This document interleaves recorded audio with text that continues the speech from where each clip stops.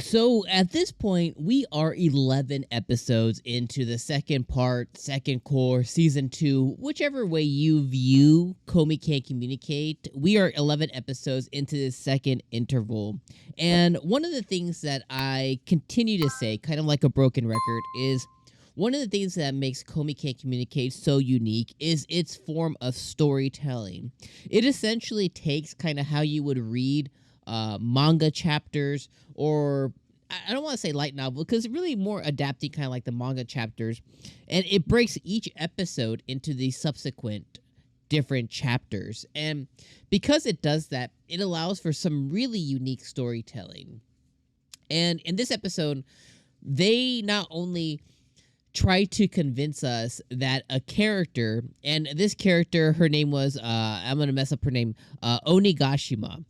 And she is I was gonna say foul mouth. That's not it. She is a quick to anger, little angry fireball of a character. And this anime did its best to convince us that this character has existed the whole entire time that Komi has communicated. And they did it within like a 20-second little flash, 15-second little flashback. And they're like, oh, this character here is part of Yamai's group, and Yamai is a crazy one, and she's part of her group, and you may have not noticed it, but she's been around this whole entire time. And sure enough, like, she is in like the background, just like always there. And she's one of Komi's friends apparently, and she's close enough to Tadano to talk to him enough on a regular basis. And I thought that was just so funny that the anime is suddenly like, oh, hey, here's that character. What do you mean you don't know this character? They've existed the whole time. And she's like this little fireball, and her little skit or her little chapter this episode was all following, like it was all like Tadano following her around as she was getting angry everywhere, right? Like her shoes came untied, her headphones for her phone got tangled. She was trying to erase a paper, and the paper ripped. She was drinking some orange juice, some OJ, and a little bit dripped on her shirt. So like she was having like the epitome of like a bad day. And even Tadano asked Yamai, right? Because Yamai saw her. That's one of her best friends. He saw Yamai, and he's like, hey, why didn't you say anything to her? She was like, I've known her since we were young. Basically, you don't poke the bear. And he's like, oh, God. So I just thought that was just absolutely hilarious. Then the anime goes and introduces another character. They're like, hey, you know how you've always been looking at where Komi sits? Well, if you look to the left, you have this character who's also always been there. And this character's name is Amami.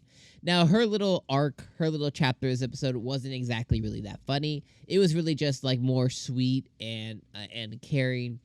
This girl is just a yes girl. She's somebody who always says yes to everybody, and they show us a quick like couple minutes of her basically just always saying yes to everybody. Hey, my back's itchy, can you scratch it? She gets it. Hey, that ball's over there, can you grab it? Hey, can you come in and clean the class in the morning? Hey, can you open the door for me? Hey, can you grab this? And she's always like, yes. And she doesn't know how to say no. And even her friends, like her actual friends that are close to her, are like, hey, you need to practice saying no. And the dude with the friend, that the male friend that she has, is like, hey, give me your mom's panties. And she's like, okay. and her friend's like, yo, what the F? Like, you don't say yes to that. She's like, they're just panties, it's fine. So her little initial arc was really cute because it ends up with Tadano and Komi extending the hand to help her as opposed to her always helping. Again, solidifying, a really solid relationship, on a go-forward basis. So I thought that was really cute. Okay. All the build-up that I've had so far, we're building up to our girl Yamai. And the funniest thing of the episode. So our girl Komi, obviously, I think this was like peak. This was like peak comedy. And this is why I think this episode, if you remove this little sub-portion of it, it would have suffered, and it wouldn't have been, I wouldn't hold it in such high regards. But like, I freaking love this episode because you have your girl Komi, and she gets up, she's in class, and her tights rip. Like, not even like rip, like just like a little tear. And Yamai sees it. She starts freaking over it. She does the freaking like the ring, little like walk over there, and she goes and she like investigates it. Like I can see the tear in Komi, and I think it was absolutely hilarious. And ultimately, she goes to offer. There's a lot of build up, a lot of like, do I tell her? Do I don't tell her? Tadano calls her out, and she eventually grabs Komi, and she was like, I have the exact same pair of tights that you wear, and she ends up like, being really cool about it. She ends up turning off her weirdoness and pulls Komi to the bathroom. She's like, yo, girl, I got you. Like, you got a tear. I got a replacement. Don't worry about it. During that time, Komi's about to change her tights in the bathroom. She's like, don't worry, Komi, I'll take them. I'll take your old ones for you. I'll handle them. I'll get rid of them for you. This girl, the funniest, like, it has to be one of the funniest freaking scenes of the month, of the season so far. This girl straight up puts Komi's used tights on her face and just stands there just like cheesing, and Komi's just like fuming, and she's like, give me those tights, and Yamai just like, nope, those are mine now, and she just books it, and Komi doesn't even bother to put on the tights at all. She's just bare-legged like everybody else is, but this is Komi.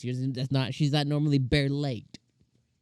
She's bare-legged. She's just running through the halls.